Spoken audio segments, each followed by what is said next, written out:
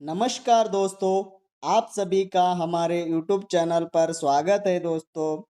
हमने जो है इससे पहले यूनिट 1 की जो है क्लासेस करवाई है। आज जो है हम यूनिट 2 से संबंधित क्लासेस करवाने वाले हैं, यानी आज से जो है यूनिट 2 को हम जो है देखने वाले हैं। इस यूनिट 2 के अंतर्गत जो सिलेबस लगा हुआ है, उसको हम जो है रियल एग्जाम्पल के साथ जो है हम आपको समझाएंगे। ऐसा यहाँ पे आपको कॉन्सेप्ट समझाया जाएगा। लगभग तथ्यात्मक प्रश्न भी यहाँ पे आपको देखने को मिलेंगे, यानी कल आप जो परीक्षा देने वाले हो वहाँ पे इस कॉन्सेप्ट से जो है आपको प्रश्न देखने को मिलेंगे। ओके, और यह जो क्लासेस है, यह क्लासेस तेलंगाना और एपी दोनों के लिए जो है यह क्लासेस है। और यह क्लासेस हिंदी भाषा शिक्षण से संबंधित है। ओके, और इसके अंतर्गत जो सिलेबस दिया हुआ है हम उसे एक बार देखते हैं। देखिए यहाँ पे पहला जो देखिए यहाँ पे यूनिट 2 में हिंदी भाषा शिक्षण की बात की गई है। ओके, हमने हिंदी क्या है, भाषा किसे कहते हैं, आज हम शिक्षण के बारे में, उसके साथ साथ हिंदी भाषा शिक्षण प्राथमिक और माध्यमिक उच्च माध्यमिक स्तर पर किस तरह से शिक्षण का मतलब टीचिंग होता है। ओके, टीचिंग होता है यानी किस तरह से जो है प्राथमिक स्तर पर, माध्यमिक स्तर पर और जो है उच्च माध्यमिक स्तर पर जो है भाषा का शिक्षण दिया जाता है, उसी के बारे में जो है यहाँ पर जो है चर्चा की जाती है। उसका इसका जो उद्देश्य ही वही है। ओके, कि टीचिंग के जो है हिंदी शिक्षण के उद्देश्य हमको यहाँ पे क्या क्या समझना है। तो देखिए यहाँ पे हमको समझना है हिंदी भाषा शिक्षण के उद्देश्य को समझना है। अच्छे शिक्षण की विशेषता क्या होती है, देखिए बार बार इस जो ई का यूनिट है उसके अंतर्गत शिक्षण ही देखने को मिलेगा। कहीं पर भी देखिए आप शिक्षण ही देखने को मिलेगा। ओके, यहाँ पर एक ही जगह जो है शिक्षक के बारे में बताया गया है। तो शिक्षक क्या करता है, शिक्षक शिक्षण देता है। किन्हें देता है शिक्षक शिक्षण, तो विद्यार्थियों को जो है वह शिक्षक क्या करता है, शिक्षा देता है। इस बात को आपको याद रखना है। तो देखिए इसके अंतर्गत हम क्या देखते हैं, इसके अंतर्गत हिंदी भाषा शिक्षण के उद्देश्यों को देखते और उसके शिक्षण के विशेषताओं को देखते। किसके, यानी हिंदी भाषा के शिक्षण के विशेषताएं, वो भी अच्छी विशेषताएं। और उसके बाद हिंदी भाषा शिक्षण के सामान्य सिद्धांत, यानी जो सिद्धांत होते हैं उन्हीं सिद्धांतों का जो प्रयोग करते हुए हम हिंदी को क्या करना है, सिखाना है, पढ़ाना है, उसी को हम क्या कहते हैं यहाँ पे हिंदी भाषा शिक्षण कहते हैं। भाषा शिक्षण के सूत्र, हम किस तरह से जो है हिंदी भाषा को सिखाते हैं और किन फार्मूलास को, मैथ्स में जो फार्मूलास हम इम्प्लीमेंट करते हैं उसी तरह से शिक्षा यानी भाषा की जब शिक्षा हम देते हैं उसमें भी जो है कई सूत्र को हमको अपनाना पड़ता है। उसी सूत्र के अंतर्गत हमको टीचिंग करना होता है, यानी पढ़ाना होता है। ओके, वो भी देखेंगे इसके अंतर्गत। और उसके साथ देखिए यहाँ पे हिंदी भाषा शिक्षण की प्रणालियां, हम पढ़ाने से पहले हमें एक नियमित प्रणाली बना लेनी चाहिए। प्रणाली का मतलब जो है प्लान। ओके, प्लान के बारे में यहाँ पे चर्चा होती है। प्लान का मतलब है पाठ्य योजना, क्या योजना होनी चाहिए। ओके, हम जो एक चैप्टर है कितने यानी क्लासेस में कंप्लीट करेंगे, उसके अंतर्गत हम किस तरह से वो टीचिंग करने वाले हैं, वो भी जो है प्रणाली हमें बनाने आनी चाहिए। उसी प्रणाली के अंतर्गत जो है हमें भाषा का शिक्षण करना चाहिए। शिक्षण यानी शिक्षा देना चाहिए, यानी आपको टीचिंग करना है। शिक्षण का मतलब क्या है, टीचिंग। ओके, भाषा शिक्षण की पद्धतियां, उसके बाद जो है पद्धतियां, मेथड्स होते हैं। ओके, जब भी आप हिंदी को पढ़ा रहे हो उसके कई मेथड्स है बेटा। ओके, मेथड्स होते हैं। उसी मेथड्स के अंतर्गत जो है अगर आप पढ़ाओगे तो बच्चे को जो है आसानी से समझ में आएगा और वो आसानी से भाषा सीख पाएगा। उसके बाद हम सफल शिक्षक की विशेषताएं देखेंगे। ओके, सफल शिक्षक की विशेषताएं क्या होती है, वो भी जो है शिक्षक के बारे में चर्चा की जाती है इस टॉपिक के अंतर्गत। ओके, तो यहाँ पे कुल कहने का मतलब यह है कि यहाँ पे जो है हम भाषा शिक्षण की बात करेंगे। ओके, शिक्षण उद्देश्य की बात करेंगे, विशेषता की बात करेंगे, सामान्य सिद्धांत की बात करेंगे। यानी कुल मिलाकर जो है हम किस तरह से जो है भाषा का शिक्षण कर सकते हैं, यानी शिक्षा दे सकते हैं, टीचिंग कर सकते हैं, उसके क्या-क्या मेथड्स है, यही यहाँ पे चर्चा होती है। इस बात को आपको याद रख लेना है। ओके, चलिए देखिए, तो यह था हमारा जो सेकंड यूनिट से संबंधित यह सिलेबस है। ओके, इसके अंतर्गत हम पहला देखेंगे हिंदी भाषा शिक्षण प्राथमिक स्तर पर किस तरह से होता है। उसे देखने के बाद हम देखेंगे माध्यमिक स्तर पर और उच्च माध्यमिक स्तर पर हिंदी भाषा का शिक्षण किस तरह से होता है, उसे देखेंगे। फिर बाद में उसके बाद जो लगा हुआ है विषय, जो टॉपिक्स है, उसे देखेंगे। ओके, तो टॉपिक है यहाँ पे हमारा हिंदी भाषा शिक्षण प्राथमिक स्तर पर। यानी कहने का मतलब क्या है, हिंदी भाषा का शिक्षण प्राथमिक प्राथमिक स्तर पर किस तरह से किया जाता है, उसे हम यहाँ पे चर्चा करेंगे। उससे पहले हम क्या करेंगे, हिंदी भाषा शिक्षण का अर्थ क्या है बेटा, हिंदी भाषा शिक्षण का अर्थ क्या है वो पता होना। तो यहाँ पे हमें हिंदी भाषा शिक्षण का अर्थ देखेंगे। इसमें जो देखिए, विद्यार्थियों को हिंदी भाषा को समझना, यानी समझाना, समझाना और सुनना, बोलना, पढ़ना और लिखना सिखाने की जो प्रक्रिया होती है को हिंदी भाषा शिक्षण कहते हैं।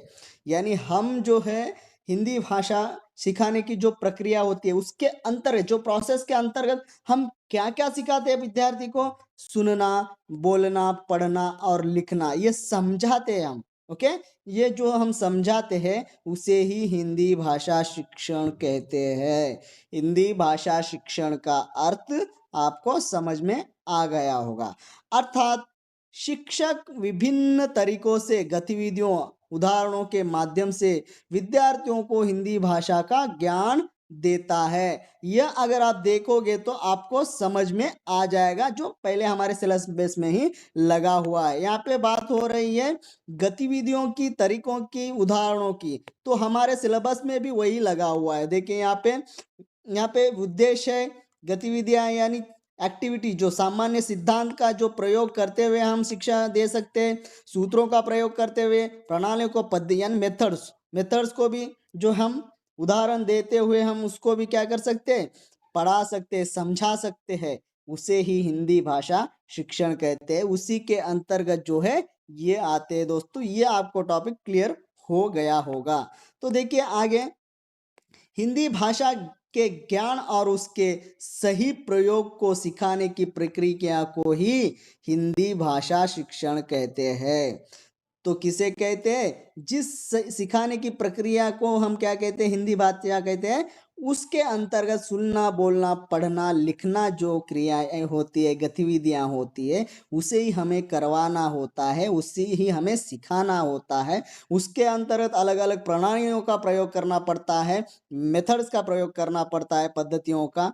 उससे हम क्या कर सकते हैं, बच्चों को जो है शिक्षा दे सकते हैं, भाषा की शिक्षा। तो हम यहाँ पे किस भाषा की शिक्षा दे रहे हैं, हिंदी भाषा की शिक्षा दे रहे हैं। ओके, उदाहरण से समझे। देखिए, कक्षा में शिक्षक बच्चों को फल शब्द सिखाते हैं। देखो, फल शब्द सिखा रहे, यही रहेगा दोस्तों, सुनना, बोलना, पढ़ना, लिखना ही रहेगा। शिक्षण का मतलब ये चारे ही आते हैं। आप यहाँ पे देखिए, वह बोर्ड पर लिखते हैं। कौन लिखता है, शिक्षक लिखता है कि आम, केला, सेब, ये लिखता है। ओके, फिर बच्चों से कहता है कि इन शब्दों को पढ़ो, बोलो और वाक्य बनाओ। तो यहाँ पे पढ़ना आ रहा है, बोलना आ रहा है। ओके, यहाँ तो सुन भी रहे हैं बच्चे, वही एक्टिविटीज, जो गतिविधियां हो रही है ना, वही है दोस्तों। यहाँ पे हिंदी भाषा शिक्षण का अर्थ ही होता है कि हम किस तरह से बच्चे को हिंदी की शिक्षा देते हैं। ओके, तो बच्चे क्या होते हैं, जैसे आम मीठा फल है, वाक्य बनाने लगते हैं। ओके, आगे देखिए, यहाँ पे हिंदी भाषा शिक्षण की प्राथमिक स्तर पर का अर्थ क्या है। यहाँ पे हमने देखा था, यहाँ पे हमने हिंदी भाषा शिक्षण का अर्थ देखा है। और आगे हम क्या देखेंगे, हमारा टॉपिक क्या है, प्रथम स्तर पर हिंदी भाषा शिक्षण का प्राथमिक स्तर पर जो है किस तरह से शिक्षण होता है, उसके बारे में समझेंगे। देखो दोस्तों, हम जो है बहुत ही आसान भाषा में आपको समझा रहे हैं, उस चीज को आपको समझना है बस। आपके पूरे कॉन्सेप्ट जो है हम क्लियर करवा देंगे।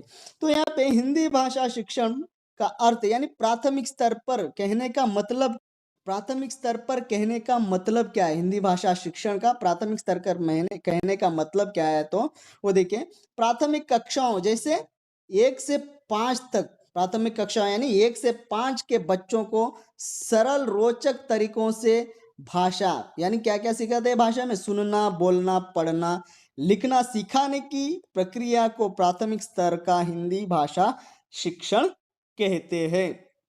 ये जो चारों प्राथमिक स्तर पर यानी 1 से 5वीं कक्षा तक जब हम सिखाते हैं, उसे सिखाते हैं प्राथमिक स्तर पर, उसे ही हिंदी भाषा प्राथमिक स्तर पर कहा जाता है। ओके, इस स्तर पर बच्चों को खेल, चित्र, कहानी, गीत, गतिविधियों के माध्यम से भाषा सिखाई जाती है ताकि वो आसानी से सीख जाए। तो प्राथमिक स्तर पर यहाँ पे देखिए, यहाँ आपको समझना है यहाँ पे प्राथमिक स्तर पर किस तरह से शिक्षा दी जा रही है। यानी खेल के माध्यम से, चित्र के माध्यम से, कहानियों के माध्यम से दिया जा रहा है। वही आगे चल के माध्यमिक स्तर पर उस तरह का होता है क्या? नहीं होता है। और उच्च माध्यमिक स्तर पर होता है क्या? नहीं होता है। इन डिफरेंसेस को आपको याद रखना है। वही आपको अगर याद रहेंगे तो आप जो है हिंदी भाषा शिक्षण और प्राथमिक स्तर पर शिक्षण क्या होता है ये आसानी से समझ में आ जाएगा।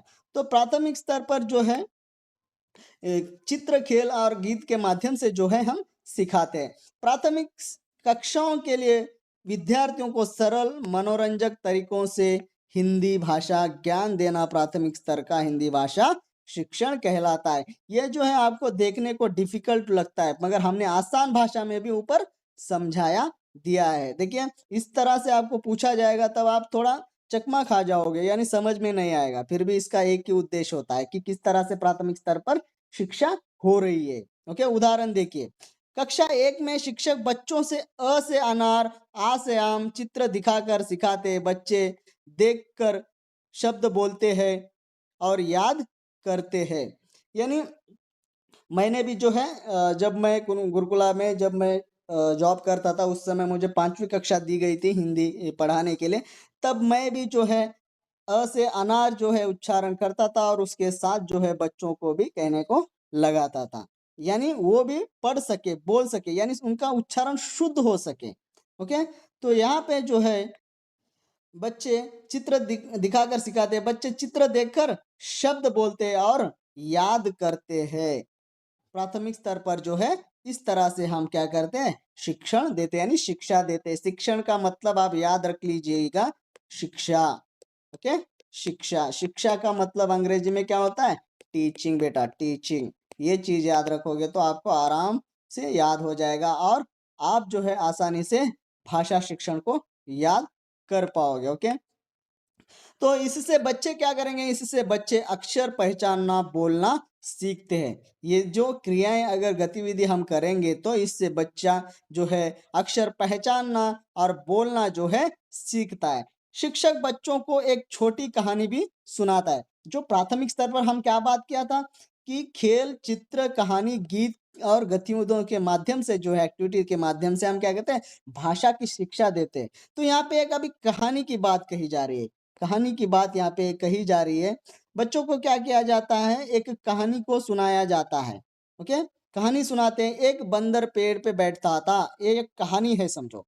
एक बंदर पेड़ पे बैठता था, एक कहानी है। फिर बच्चों से पूछा जाता है इसके अंतर्गत, बंदर कहाँ बैठता था? फिर बच्चा उसका उत्तर देता है, कहाँ बैठता था?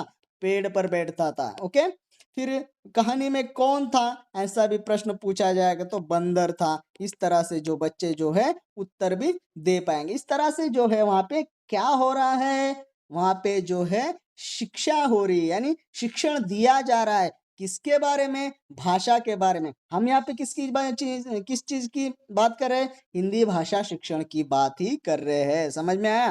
तो यही है ना हमारा कॉन्सेप्ट। हम भूल रहे हैं क्या?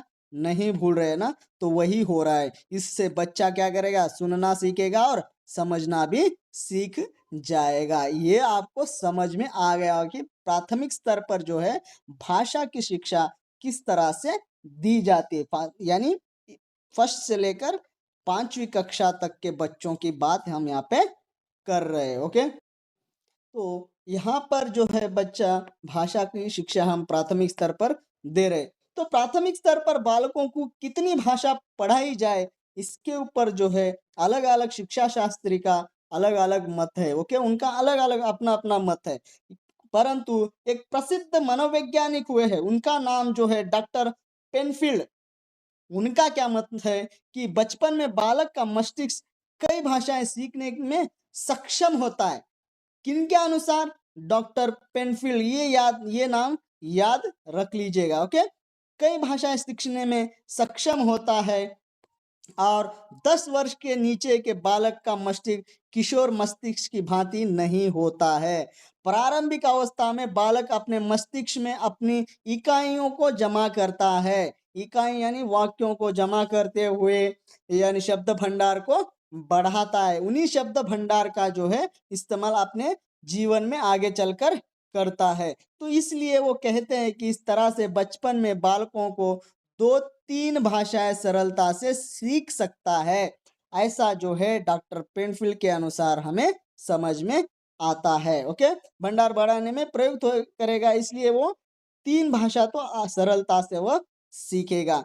इसके साथ ही नई शिक्षा नीति, हमारी जो देश की नई शिक्षा नीति है 2000, यहाँ पर जो है हमारी शिक्षा नीति 2020 की क्या कहता है वो भी देखते हैं। देखिए, नई शिक्षा नीति 2020 के तहत भी जो है यहाँ पे 3 भाषाओं को अध्ययन करने की सिफारिश करती है।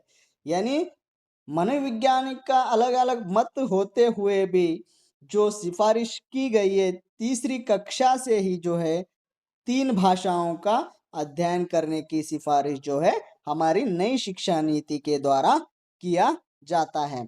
उसके अंतर्गत जो है मातृभाषा अंग्रेजी और कोई एक अन्य भारतीय भाषाएं निश्चय ही हिंदी स्तर यानी हिंदी जहाँ पर बात नहीं की जाती है वहाँ पर उस प्रांतों में यह भारतीय भाषा हिंदी हो श्रेष्ठ रहेगा, ऐसा जो है हमारी शिक्षा नीति कहती है।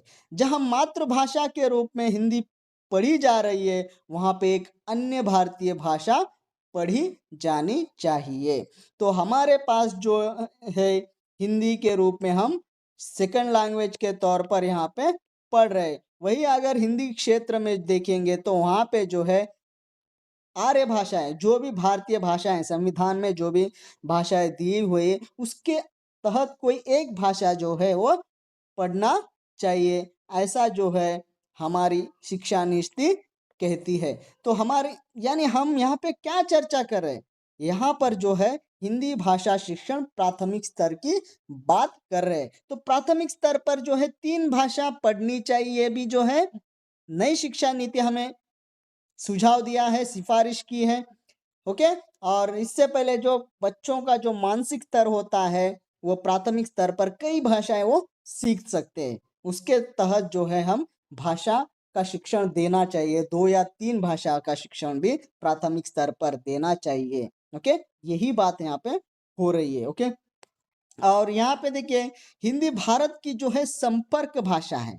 इसमें बोलना बातचीत करना भाषण यानी भाषा शिक्षण की दृष्टि से बड़ा महत्वपूर्ण है। अतः भाषा शिक्षा का प्रारंभ बोलने या मौखिक शिक्षा से ही होता है। यानी जो हमारी हिंदी जो है संपर्क भाषा है। संपर्क यानी बोलना या बातचीत करते हम। अगर भाषा शिक्षण की दृष्टि से देखा जाए यानी टीचिंग की दृष्टि से, भाषा की टीचिंग की दृष्टि से देखा जाए तो वो बहुत बड़ा महत्वपूर्ण है। और यहाँ पर जो है शिक्षा का जो प्रारंभ होता है वह जो है बोलने या मौखिक शिक्षा से ही होता है। यानी बच्चा पहले व्याकरण पढ़ता है या पहले बोलना सीखता है बेटा, तो बोलना ही सीखता है, बाद में नियमों को वो जानने लगता है। समझ में आया? यही बात जो है यहाँ पर की जा रही है। तो भाषा शिक्षा के जो रूप है वह 2 रूप है। ओके, मौखिक भाषा शिक्षा के जो है 2 रूप है दोस्तों। वह जो है एक तो वह पाठ्य पुस्तक से सीखता है या तो अध्यापक और बालक जो है परस्पर जो बातचीत करके सीखता है, ध्वनि के प्रतीकों के माध्यम से जो है एक दूसरे के विचारों को समझते हैं और बातचीत करते हैं उसके माध्यम से भी सीखते हैं। तो मौखिक शिक्षा के दो रूप है। एक अध्यापक बालक सीधे किसी भाषा में बोलकर बातचीत करता है। इस प्रकार से वो दोनों क्या करते हैं, एक दूसरे के भावों को जो है ग्रहण करते हैं। दूसरा कौन सा है? दूसरा बालक अध्यापक के मध्य जो है पाठ्य पुस्तक होती है। पाठ्य पुस्तक से माध्यम लिखित भाषा ध्वनि में बदला जाता है। इसी से वाचन, इसे ही क्या कहते हैं? वाचन कहते हैं। जो लिखित भाषा होती है उन्हें ध्वनियों में तो यहाँ पर जो है पुस्तक के माध्यम से जो है यहाँ पर भाषा सीखी जाती है। मौखिक भाषा के दो रूपों में, एक तो मध्यस्थ जो है पाठ्य पुस्तक होती है और दूसरा जो है तो सीधा बात करते, एक दूसरे को बात करते हुए जो है भाव ग्रहण करते हैं। यह मौखिक शिक्षा के दो रूप है। शिक्षा का मतलब, जब भी शिक्षा आए, टीचिंग का मतलब है बेटा, टीचिंग का मतलब है टीचिंग, यानी मौखिक शिक्षा किस रूप में दिया जाता है? एक तो सीधा एक दूसरे यानी बच्चा और शिक्षक जो अध्यापक होता है बातचीत करके सीखते हैं। दूसरा जो है पाठ्य पुस्तक के माध्यम से बातचीत करना सीखते हैं। ओके, यह जो है शिक्षा देने का जो है दो रूप है, मौखिक मौखिक शिक्षा देने के। ओके, तो यहाँ पर जो है हम आज इतना ही करेंगे। आगे जो है हम इसके बारे में चर्चा करेंगे। तो याद रखना है आपको, हिंदी भाषा शिक्षण की बात की, जब शिक्षा और टीचिंग की बात आना चाहिए, तो यहाँ पे क्या है, हम बच्चे को किस तरह से सिखाएंगे वही शिक्षण है बेटा। ओके, इस बात को जरूर याद रखेंगे। ओके, धन्यवाद दोस्तों हमारे यूट्यूब चैनल से जुड़े रहने के लिए।